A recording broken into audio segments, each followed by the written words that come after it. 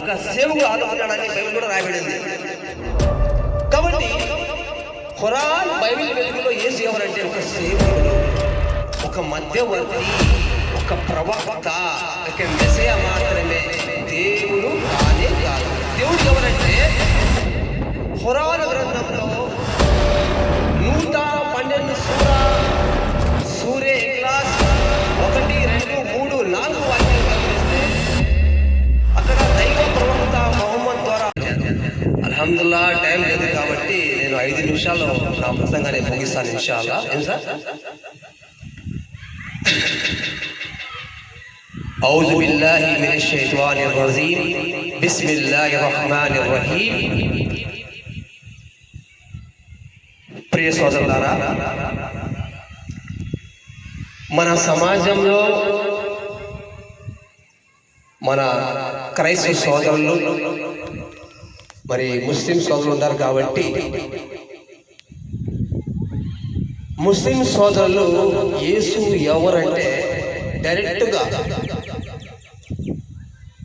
యేసు క్రీస్తు కేవలం అల్లా పంపబడిన మెస్సియా, ప్రవక్త, క్రీస్తు అని ముస్లిం విశ్వాసం.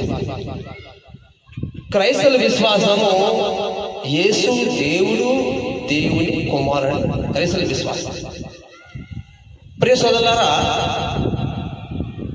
మరీ కొంతమంది ఏమంటారు సోదరులు, కాదండి 100% దేవుడు 100% మానవుడు అంటారు యేసుక్రీస్తు.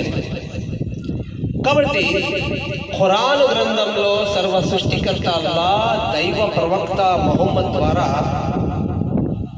ఖురాన్ గ్రంథంలో సూర నిసా 4వ అధ్యాయము 171 వాక్యం చదివితే అక్కడ అల్లా ఈ విధంగా సెలవిచ్చాడు ప్రవక్త ద్వారా, నిశ్చయముగా మరియం కుమారుడు యేసుక్రీస్తు కేవలము ఒక ప్రవక్త మాత్రమే. ఆయనకు పూర్వము చాలా మంది ప్రవక్తలు గతించారు.